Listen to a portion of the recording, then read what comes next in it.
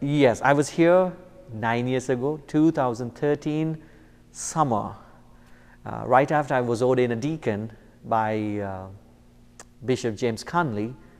I came here and served as a deacon when Father Connor and Father Weirs was the pastor and the assistant pastor here. That was great.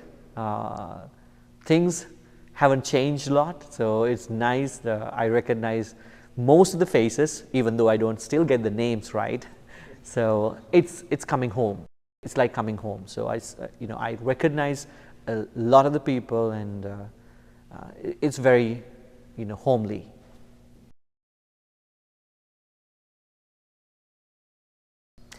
As soon as I was ordained, I was assigned to go as the co-pastor to one of the parishes in Colombo, St. Thomas's Church in Colombo. So I was there for 2 years. I was doing pastoral work as an assistant pastor. And then my second assignment was to a seminary. So I was sent as the spiritual director to the intermediate, which we also call the propedeutic seminary, which, by the way, the Diocese of Lincoln has just begun. So I was there for 2 years as well, and afterwards I was sent to my third assignment, which was a mission team with 5 other priests. So it was really nice. Different from the other 2 assignments, I got to travel a lot around the diocese to meet a lot of people, and what we did basically was conducting programs and retreats for the parishioners and school children. So that was something very interesting, I should say.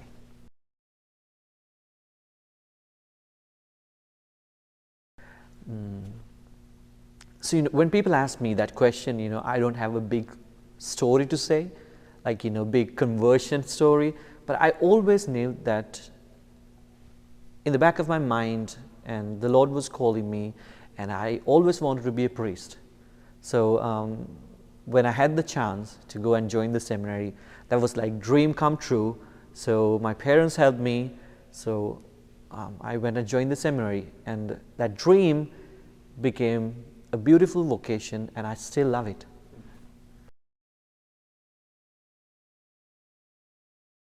Well, it's just being holy and getting other people to experience the same holiness. So knowing Jesus and getting to know other people to know Jesus.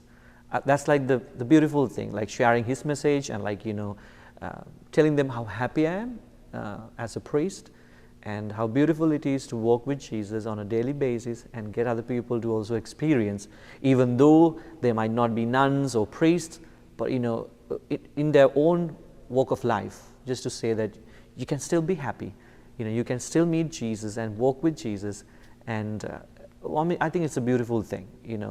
I would call it like infectious or contagious, like that happiness, that joy. That's a blessing to share it with many people.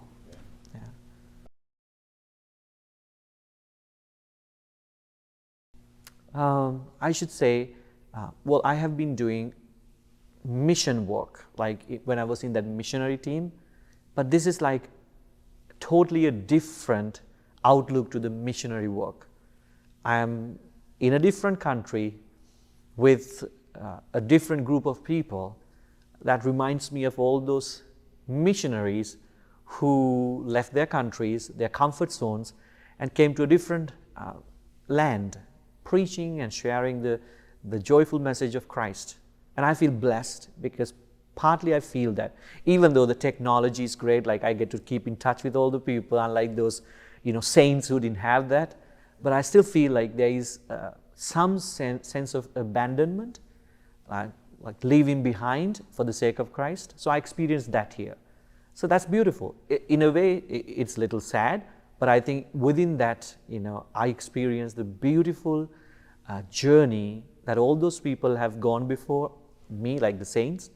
So I kind of feel it. I kind of feel it, when I'm here. It's like, right, this must be the feeling they must have had, Well, I don't have any persecutions. They were all killed, tortured and persecuted.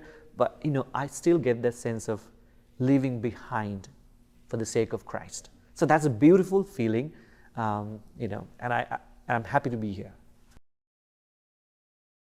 Oh, I'm go big red. Yes, I still have my Husker sweatshirts, and my sweaters and all that. So I took them back to Sri Lanka and I packed them again and I brought them here. So waiting for the right occasion to wear them.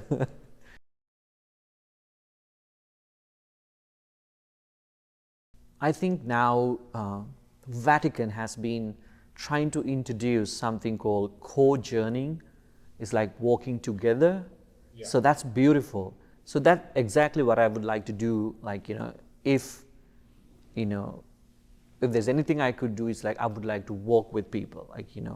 Maybe make myself available to talk to them, to listen to them, and then maybe if I have something that I have received all throughout these years, to share it with them, basically to share the joy and the beauty of God's love.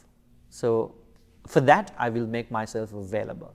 So if anybody wants to meet me, to have a chat with me, or to share their life stories about how they have met Jesus, I would love to meet up with them and walk that beautiful spiritual path.